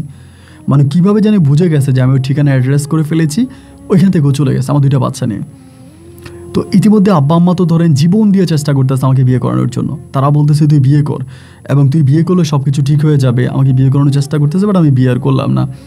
এবং না করার পরিপ্রেক্ষিতে যেটা হলো, ওর ফেসবুক অ্যাকাউন্ট, মাঝে মাঝে ওর ফেসবুকে ঢুকেও, ফেসবুকে কিন্তু আবার অ্যাক্টিভ থাকে, মাঝে মাঝে ফেসবুকে যায় এবং খুবই দুঃখের মানে অনেক দুঃখের কথাবার্তা ফেসবুকে ও আপলোড করে, বা অনেক দুঃখের কথাবার্তাও ফেসবুকে বলে। অনেকগুলো ভিডিও আমি ফেসবুকে দেখি, মাঝে মাঝে শুধু ফেসবুকেই পাই, কোনো ফোন নাম্বার নেই, কোনো কিছুই নেই, এবং ওই ফেসবুকের কোনো মেসেঞ্জার নেই যে ওই মেসেঞ্জারকে কল দিতে পারবো। মাঝে মাঝে ওই বাচ্চাদের ছবি দেয় তো ফেসবুকে, তাই আমি বাচ্চাদের ছবি দেখার জন্য ফেসবুকে ঢুকি এবং ওরে মেসেজ করে, ওখানে ইনবক্স নাই, ওরা কিছু বলতে পারি না। আবার যে ছবি দেয় ওগুলোর কোনো কমেন্ট নাই, মানে কমেন্ট করতে পারি না, কমেন্ট বক্স অফ করে রাখে, শুধু লাইক দিতে পারি। তো ওর সাথে যোগাযোগ করার একটাই মাধ্যম, সেটা হচ্ছে ফেসবুক, এবং ওই মাধ্যমে যোগাযোগ করতে পারি না। তো আপনাকে পাওয়ার যেটা মেনে হলো যে ও ফেসবুকে মাঝে মাঝে দেখি যে আপনার এই গল্পগুলো শেয়ার করে, আপনার এই যে আপনি গল্পগুলো বলেন এগুলো মাঝে মাঝে দেখি যে ও ফেসবুকে শেয়ার করে 2-1টা। তো সেখান থেকে আমি আপনাকে পাইলাম। পাওয়ার পর আমার কাছে আমি আপনার 2-1টা ভিডিও দেখলাম, তখন আমার কাছে মনে হলো সম্ভবত আমার ওয়াইফ ভাবনা আপনাকে ফলো করে বা আপনার স্টোরিগুলো শোনে। সে জায়গা থেকে আমি একদিন চিন্তা করলাম যে আমি আপনাকে আমার কথাগুলো বলবো, যেহেতু ভাবনা আপনার গল্পগুলো শোনে, তাহলে হয়তো ভাবনা আমার কথাগুলো জানতে পারে বা শুনতে পারে। যদি ভাবনা আমার কথাগুলো শুনে থাকে, আপনি ভাবনাকে একটুভাবে বুঝান যাতে আমার জীবনে ফিরে না আসে, আমি কখনোই আমার জীবনে ফিরে আসে। অন্যথা আমি কখনোই বিয়ে করবো না। আমার আব্বা মা যতই চেষ্টা করুক, যাই করে, আমি কখনোই বিয়ে করবো না এবং নিজের জীবন আমি এইভাবেই শেষ করে দেবো। ও যেভাবে শেষ করতেছে আমি একইভাবে শেষ করব। ও যাতে আমার সন্তানাদিগুলো আমার সাথে কানাডায় চলে আসে এবং এই প্রমিস যে আমি আর কখনোই ওর সাথে এরকমটা করবো না। আমি আপনার মাধ্যমে ওকে জাস্ট এটাই মেসেজ দিতে চাই, ও যাতে এইভাবে কষ্ট না করে আর আমাকেও যাতে কষ্ট না দেয়, আমার কাছে ফিরে আসে। যদি পারেন আপনি আমার গল্পটা রেকর্ড করবেন। এটা আমার মোবাইল নাম্বার, এই নাম্বারে ইমো, হোয়াটসঅ্যাপ আছে, চাইলে আমার সাথে যোগাযোগ করতে পারেন। ভালো থাকবেন। আসসালামু আলাইকুম।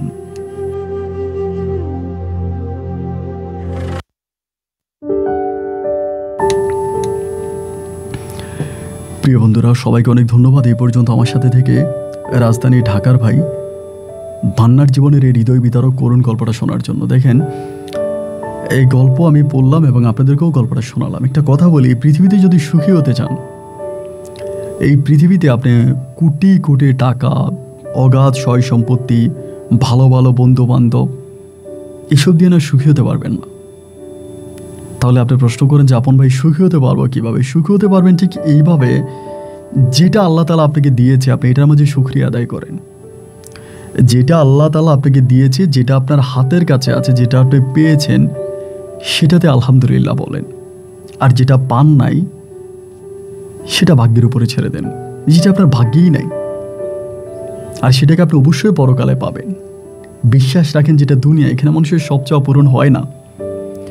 যেটা পেয়েছেন সেটাতে আলহামদুলিল্লাহ বলেন, আর যেটা পান নাই সেটা ভাগ্যের উপর ছেড়ে দেন। ভাবেন যে পরকালে আমি সেটাকে পাবো। ঠিক এইটা যদি মানতে পারেন, আশা কম করেন, স্বপ্ন কম দেখেন, চাহিদাগুলো ছোট করেন, তবে জীবনে সুখে থাকবেন।